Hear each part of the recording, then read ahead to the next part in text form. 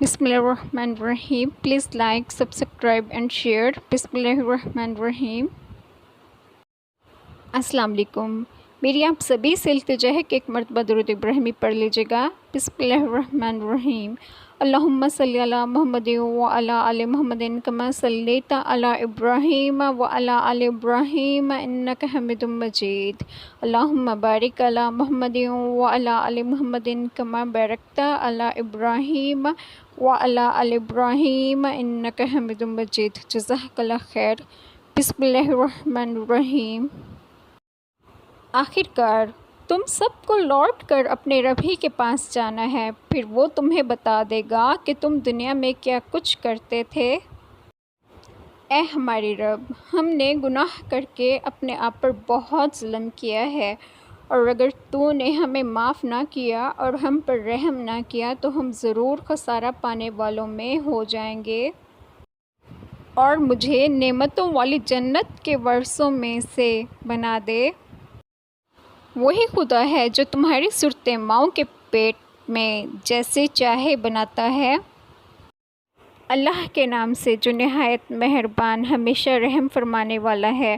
آپ صلی اللہ علیہ وآلہ وسلم سے پوچھتے ہیں کہ کیا خرچ کریں؟ فرما دیں جس قدر بھی مال خرچ کرو درست ہے، مگر اس کے حقدار تمہارے ماں باپ ہیں اور قریبی رشتہ دار ہیں اور یتیم ہیں اور محتاج ہیں اور مسافر ہیں.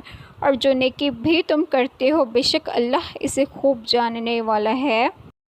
وہ بڑی برکت والا ہے جس نے اپنے بندے پر قرآن نازل کیا. اپنے رب سے دعا کرو عاجزی اور خفیہ طریقے سے.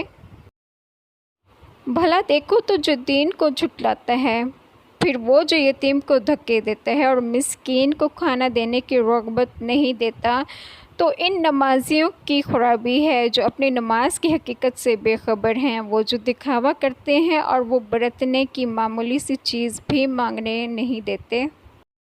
جو اللہ تعالیٰ سے مضبوط تعلق جوڑ لے تو اسے صراط مستقیم کی ہدایت مل گئی. آمین. جزاک اللہ خیر. بسم اللہ الرحمن الرحیم. آج جو بات میں آپ لوگوں سے ڈسکس کروں گی وہ ہے جہیز.